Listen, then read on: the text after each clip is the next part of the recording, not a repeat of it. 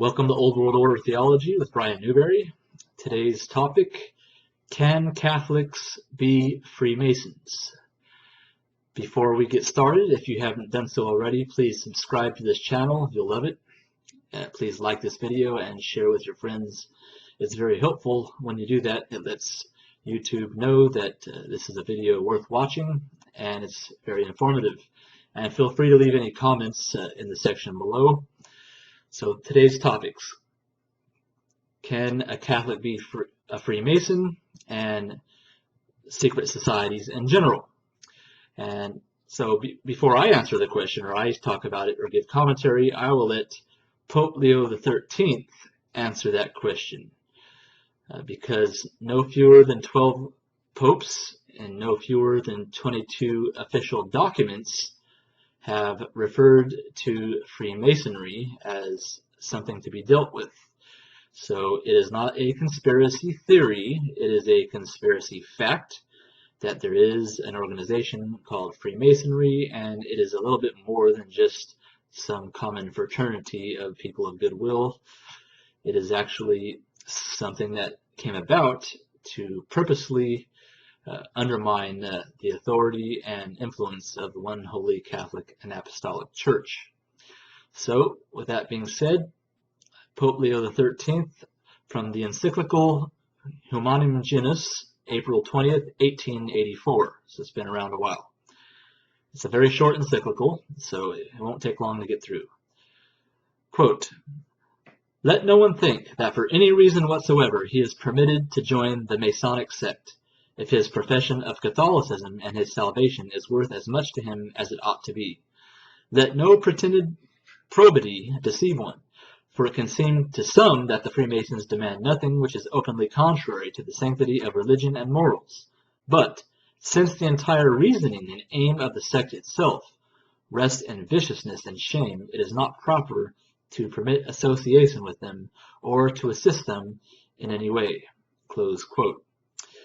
So, right there, the explicit answer from the Vicar of Christ on Earth in 1884, and it's never been changed, is no. So even though it might seem as a harmless fraternity, a union of some sort, or just a social club, Pope Leo goes further than that and says the aim of the sect is viciousness and shame. Because you do have to swear a blood oath not to reveal any of the secrets given to you, and in the lower orders, you aren't revealed very much anyway, so it seems like it's just kind of a goofy thing to do. But as you climb in the orders, especially with the lodges associated with the original lodge, which was created officially in the year 1717 in England, that's where Freemasonry officially became an organization and an institution. So, and its purpose was to undermine the Catholic Church. The Catholic Church and Freemasons are enemies, are arch enemies. So you can't be both if you're a Catholic. The Freemasons don't mind if you're a Catholic and you're a Freemason, but the Catholic Church demands allegiance to the Church and not to any secret society, especially the Freemasons, whose goal is to undermine the Catholic Church. So what are some of the teachings of the Freemasons?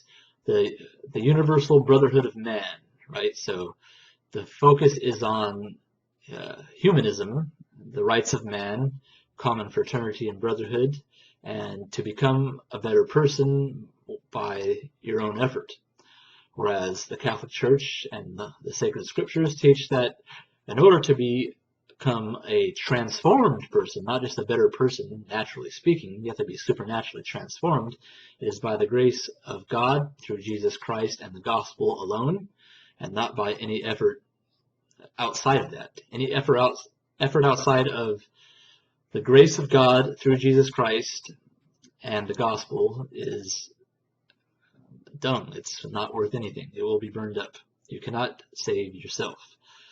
So Freemasonry also practices the occult once you get into the higher orders, and ultimately it is Luciferian in nature. They teach that you can become a god. once you get into the higher orders.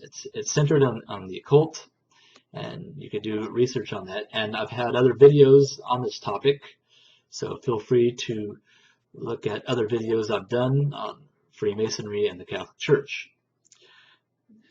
Continuing from the Instruction of the Holy Office, May 10th, 1884, so the next month, he also writes, quote, "Lest there be any place for error, when decision will have to be made as to what the opinions of these pernicious sects are, which are under such prohibition, it is especially certain that Freemasonry and other sects of this kind, which plot against the Church and lawful powers, whether they do this secretly or openly, whether or not they exact from their followers an oath to preserve secrecy, are condemned by automatic excommunication." Close quote. So the Catholic Church teaches if you knowingly, become a Freemason while you are a baptized Catholic, you are automatically excommunicated. You don't even need a bull, a papal bull. You don't need a document saying it. You are automatically, ipso facto, excommunicated and are no longer Catholic when you join the Freemasonic sect, Freemasons. Continuing, quote, "Besides these, there are also other sects which are prohibited and must be avoided under pain of grave sin, among which are to be reckoned, especially all those which bind their followers under oath to a secret to be divulged to no one, and exact absolute obedience to be offered to secret leaders. It is to be noted, furthermore, that there are some societies which, although it cannot be determined with certainty whether or not they belong to these which we have mentioned, are nevertheless doubtful and full of danger, not only because of the doctrines which they profess, but also because of the philosophy of action which those follow under whose leadership they have developed and are governed." Closed quote. So that's what Pope Leo XIII has to say about it. So it is that their doctrines, their oaths of secrecy, and their allegiance to their secret leaders. Now, the Freemasons began as a secret society because under Christendom and Catholic rule in Europe, they were not permitted legally. So they had to be an underground secret society where these people would come together and share their ideas, and their ideas were aimed at specifically to undermine the Catholic Church and to get out from under the authority which Christ had given the Church for all of mankind. Also, the French Revolution in 1789 was instigated by the Freemasons. Furthermore, the Communist Revolution of 1917 were instigated by Freemasons. Lenin and Stalin, notably, were Freemasons.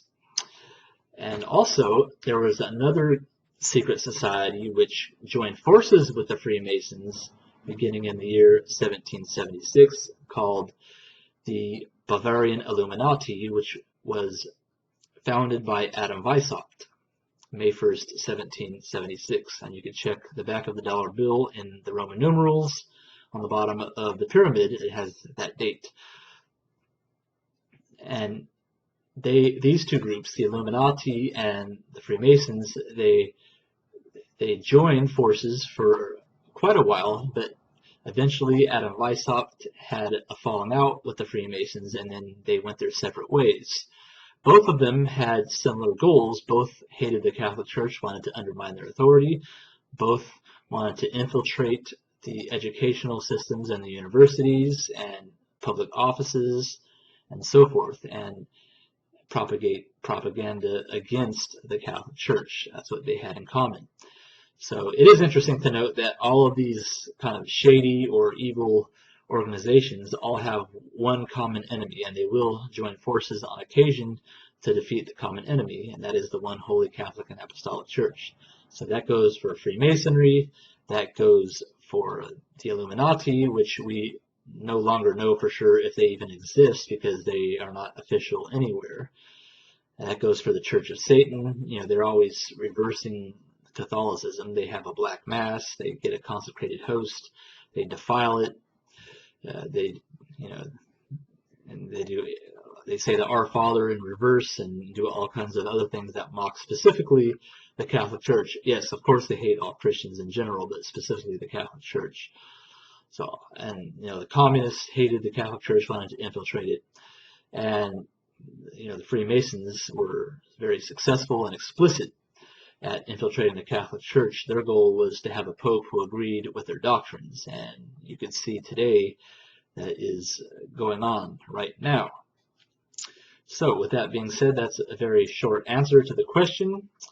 I don't really have a whole lot to say about this topic that I haven't said already on other videos, so again, I would please welcome you and encourage you to see my other videos, such as did the Freemasons plan to infiltrate the Catholic Church, and were they successful at doing so during the Vatican II Council? So Pope Leo XIII is only one of at least 12 popes who have explicitly condemned Freemasonry, so the answer is no, you cannot become a Freemason if you're a Catholic.